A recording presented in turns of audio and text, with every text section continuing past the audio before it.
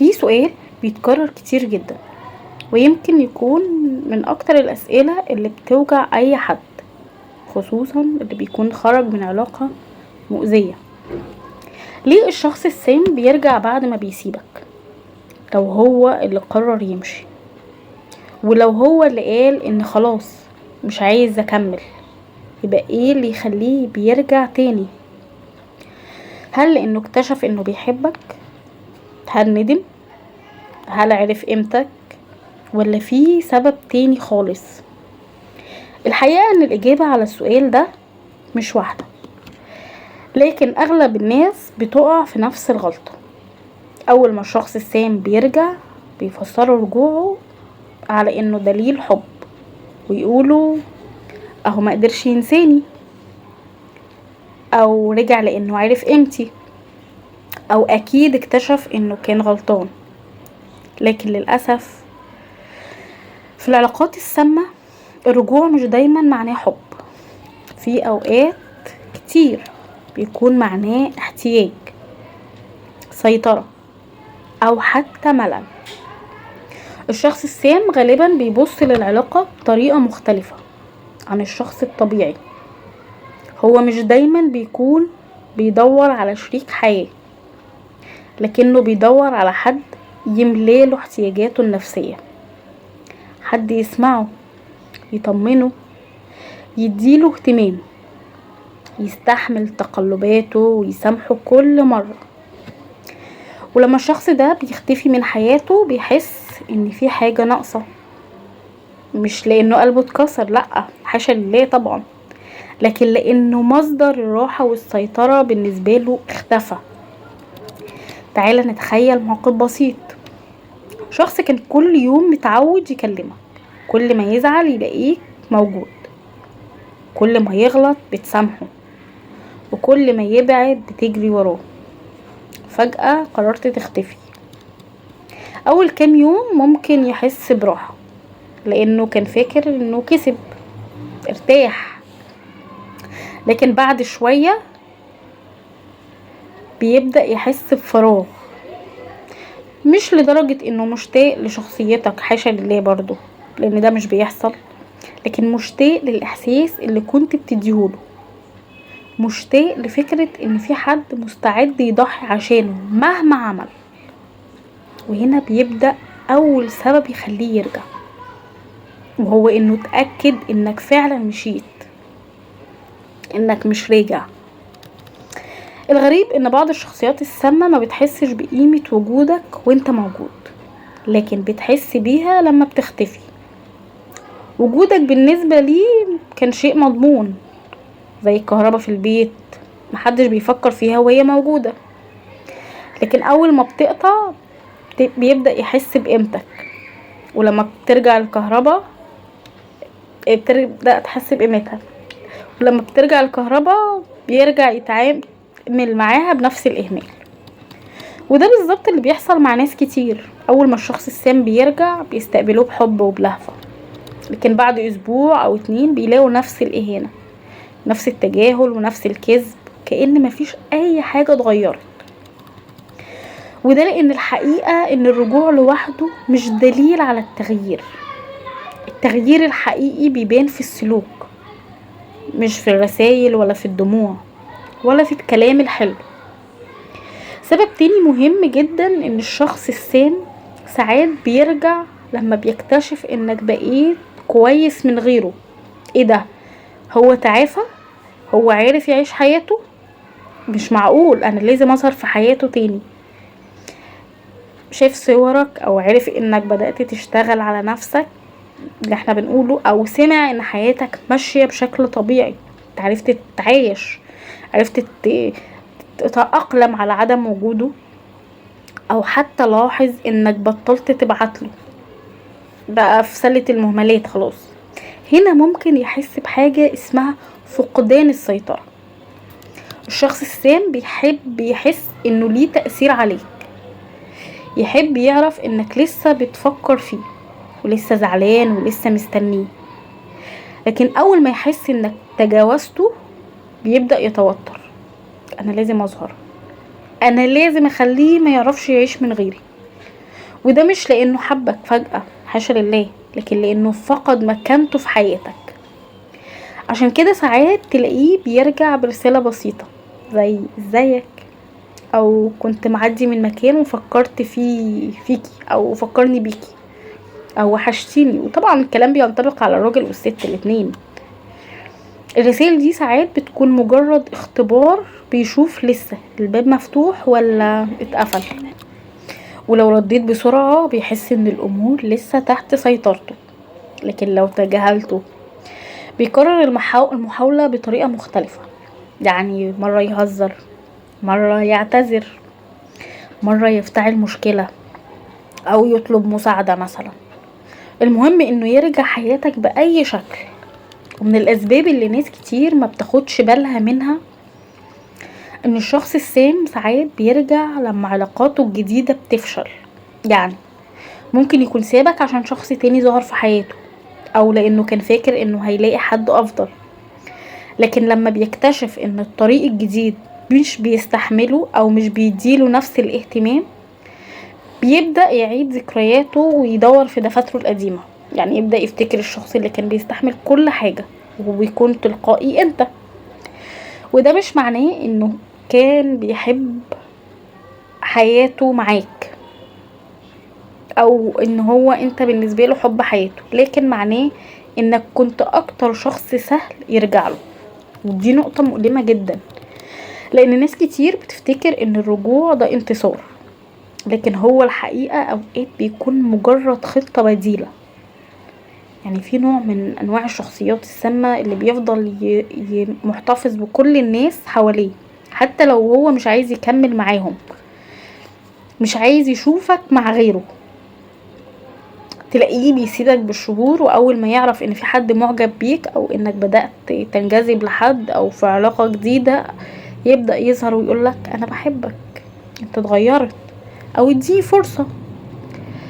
ولو رجعت له بعد فترة قصيرة بيرجع يبعد تاني، لانه كان هدفه الاساسي انه يمنعك تتحرك، مش لانه بيبني معاك مستقبل، حاشا لله. ومن اخطر الحاجات ان الشخص السام بيكون فاهم نقاط ضعفك كويس جدا،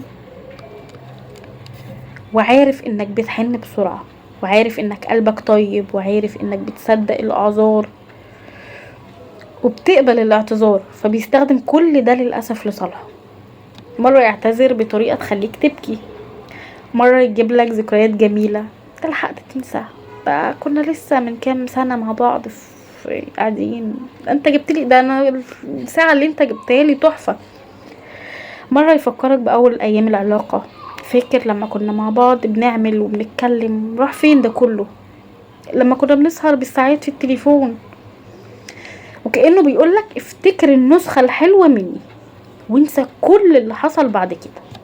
انسى تعبك، وانسى بقى ان انا كنت مصدر قلق ليك، وانسى ان انا كنت اي حاجة ليك وحشة. لكن المشكلة ان الناس بتركز على اول شهر في العلاقة وتنسى اخر سنة، تفتكر الورد وتنسى الاهانة، تفتكر الضحك وتنسى الليالي اللي نامت فيها وهي بتعيط.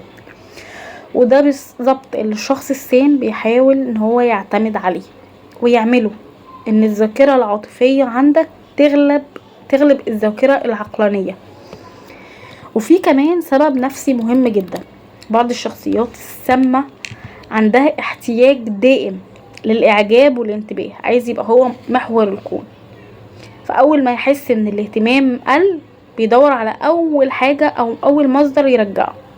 فترجع تتكلم مع ناس من الماضي، مش لانهم مهمين، لكن لانهم متأكدين ان الشخص ده كان بيهتم بيه. وده بيفسر ليه بعض الناس بترجع بعد سنة واتنين وبعد 10 كمان. وده لانه مش معناه حب اطلاقا، او حب كان في القلب ومستني كل الوقت ده، لكن لان الظروف اتغيرت. اللي لازم تعرفه ان الشخص اللي بيرجع بجد لانه اتغير، بتشوف ده في افعاله قبل كلامه. هيعترف باخطائه، هيقول انا غلطت، حقك عليا. مش هيحاول يضغط عليك، مش هيحاول يبرر، هيحترم حدودك، هيقبل انك تاخد وقتك في انك ترجع تصفى. مش هيحاول يلعب على مشاعرك، ودي اهم نقطة. اما الشخص اللي رجع لنفس الاسباب القديمة فغالبا هتلاقيه مستعجل، عايز كل حاجة ترجع زي الاول وبسرعة. اول ما تفتح له الباب يبدأ يرجع لنفس التصرفات. عشان كده قبل ما تفرح برجوع اي شخص اسأل نفسك سؤال مهم جدا: هل هو رجع لانه اتغير فعلا، ولا رجع لانه محتاج حاجة مني؟ وهل فعلا انا وحشته كشخص، ولا وحشته المميزات اللي كنت بقدمها له؟ وهل انا لو رجعت هعيش حياة مختلفة معاه، ولا هرجع لنفس الدايرة اللي خرجت منها بالعافية؟ افتكر ان الحب الحقيقي مش بيخليك عايش في خوف مستمر، مش بيخليك طول الوقت تثبت قيمتك، مش بيخليك تستنى الفتات من الاهتمام. العلاقة الصحية ممكن يحصل فيها خلافات، لكن فيها احترام وامان ووضوح ومسؤولية. اما العلاقة السامة فبتخليك طول الوقت محتار، يوم يحبك ويوم يختفي، يوم يقرب ويوم يبعد، يوم يحسسك انك اهم شخص في حياته ويوم يخليك تشك في نفسك. ولو لقيت ان ده كان نمط العلاقة من البداية فلازم هنا تقف وتسأل نفسك سؤال مهم جدا: هو مجرد رجوع وهيغير النمط، ولا انت هترجع تعيش نفس الألم مرة تانية؟ في النهاية لازم تفتكر ان مش كل رجوع فرصة، ومش كل اعتذار بداية جديدة. ساعات اكبر انتصار في حياتك انك ما تفتحش الباب اللي ربنا ساعدك تقفله. وساعات القوة الحقيقية مش انك ترجع لنفس العلاقة، لكن انك تعرف تحمي نفسك من تكرار نفس الوجع. ولو الشخص اللي رجع فعلا اتغير هيثبت ده مع الوقت، بالصبر وبالافعال وبالاحترام. اما لو رجع على مجرد انه افتقد السيطرة او الاحتياج او الاهتمام زي ما قلنا في الاول، فغالبا هتلاقي نفسك بعد شهور بتسأل نفسك نفس السؤال بس من جديد: هو انا ليه رجعت من الاول اصلا؟ هو انا ليه رجعت؟ وعشان كده قبل ما تاخد اي قرار اسمع قلبك، اسمع قلبك. الرسول قال: استفسي قلبك عليه الصلاة والسلام. لكن ما تنساش تسمع عقلك، لانه اهم. لان القلب ممكن يحن، لكن العقل هو اللي بيفتكر الحقيقة كاملة. الحقيقة اوقات بتوجع، لكنها في النهاية هي اللي بتحميك. وخليني اقولك حاجة مهمة في الاخر كده: ان الشخص السام مش لازم يكون شخص مؤذي او شرير او بيخطط ان هو يأذيك يعني في كل خطوة او هو قاصد ده. اوقات كتير بيكون هو نفسه عنده مشاكل نفسية او جروح قديمة، لكن ده لا يبرر اللي بيعمله طبعا، ولا يخليك تتحمل الاذى بحجة انك هتصلحه. لان اكبر غلط بيقع فيه ناس كتير هي انهم يخلطوا بين فهم السبب وتبرير السلوك. ممكن تفهم ان الشخص اتربى ببيت كله مشاكل، او تعرض للرفض، او عنده خوف شديد من الهجر، لكن كل ده لا ما يديلوش اي حق انه يجرحك او يقلل منك او يتلاعب بمشاعرك. التعاطف طبعا شيء جميل وانساني بحت، لكن لما يتحول لاستسلام بيبقى خطر عليك. ومن الحاجات اللي بتحصل كتير جدا ان الشخص السام لما بيرجع بيبدأ يستخدم اسلوب اسمه نسخة البداية اللي احنا اتكلمنا عليه. بيحاول يرجع نفس الشخص اللي عرفته في اول العلاقة. فجأة تلاقيه بقى رومانسي ومهتم، بيسأل عليك طول الوقت، بيبعت صباح الخير، بيفتكر تفاصيل صغيرة كنت بتحبها، ويبدأ يفتكر معاك اللحظات الحلوة اكتر. ده شيء طبيعي، لكن في العلاقات السامة ممكن يبقى فخ كبير. عشان كده ناس كتير بعد الانفصال بتقول: يمكن انا كنت قاسية عليه، او يمكن المشكلة كانت فيا، او يمكن لو كنت استحملت شوية اكتر كان كل حاجة اتصلحت. لكن تعال نبص للصورة كاملة، هتلاقي انك بتفتكر هو كام مرة اعتذر من غير ما يتغير، كام مرة وعد من غير ما ينفذ، كام مرة خرجت من خناقة وانت حاسس انك المذنب رغم انك كنت المجروح. ودي من علامات التلاعب النفسي، انه يخليك مع الوقت تشك في احساسك وتفقد ثقتك في حكمك على الامور. ومن اكتر الجمل اللي بيستخدمها الشخص السام لما بيرجع: انا مش هكرر اللي حصل، انا بقيت انسان جديد، انا اتعلمت الدرس. لكن السؤال هنا، اتعلم ازاي؟ هو راح يعالج المشكلة اللي كانت بتخليه يأذي الناس؟ طب هو اعترف باخطائه بوضوح؟ غير سلوكه لفترة طويلة؟ ولا مجرد قال كلمتين علشان خايف يخسرك؟ لان التغيير الحقيقي محتاج لوقت ومجهود والتزام، مش مجرد كلام بيتقال وقت الخوف من الفقد. في ناس بتسأل: طب لو فعلا ندم؟ مفيش مانع طبعا ان الانسان يندم، طبيعي، كلنا بنغلط. لكن الندم الحقيقي ليه علامات. اولها انه يحترم قرارك حتى لو رفضت ترجع، مش ان هو يضغط عليك او يبتزك عاطفيا او يخليك تحس بالذنب مثلا. الانسان اللي اتغير بجد هيعرف ان الثقة اتكسرت، وانه لازم يصبر لو عايز يبنيها من جديد. لكن الشخص السام فغالبا هيبقى مستحيل. اول ما ترفض هيبدأ يتهمك اتهامات قاسية جدا، يقولك انت قاسي، انك ما عندكش قلب، او انك السبب اصلا في فشل العلاقة. ودي مفارقة غريبة. الشخص اللي بيجرحك بيحاول يقنعك انك انت اللي ظلمته، بيقلب الترابيزة بمعنى اصح.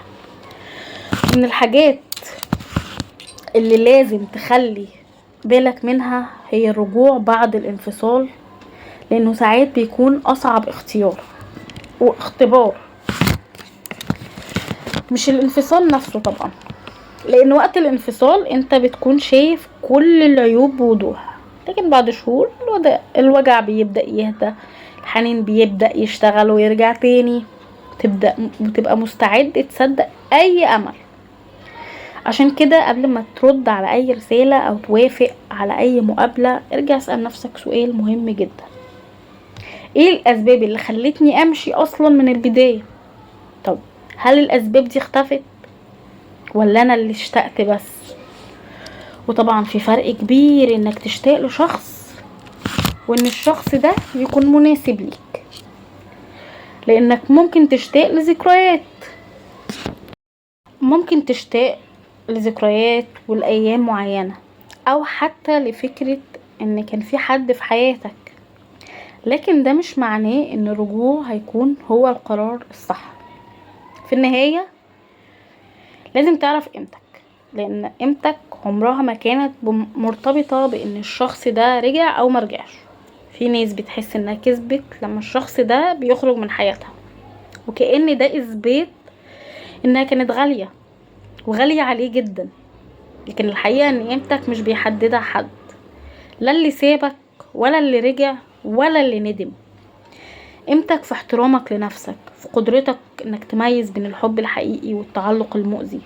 ولو في رسالة واحدة اتمنى تخرج بيها من الفيديو ده، فهي انك ما تخليش الحنين يمسح الحقيقة، لان الحقيقة ممكن تكون مؤلمة، لكن نسيانها هو اللي بيكلفك سنين من عمرك. واخيرا، لو الشخص السام ده رجع يخبط على بابك، ما تستعجلش تفتح. اسأل، راقب، وازن بين الكلام والافعال، لان الحب الحقيقي بيطمنك. العلاقة السامة حتى وهي راجعة بتخليك قلقان: انا مش ضامن الشخص ده. يمكن بعد رجوعه بداية جديدة فعلا، ويمكن يكون مجرد اعادة لنفس القصة بنهاية انت حافظها كويس. والفرق بين الحالتين مش هيظهر في اول يوم ولا اسبوع ولا سنة، هيظهر في الاستمرار، في الاحترام والافعال اللي بتثبت ان الماضي فعلا انتهى. افتكر دايما، مش كل اللي بيرجع يستحق فرصة، ومش كل اللي بيعتذر يستحق مكانة القديم.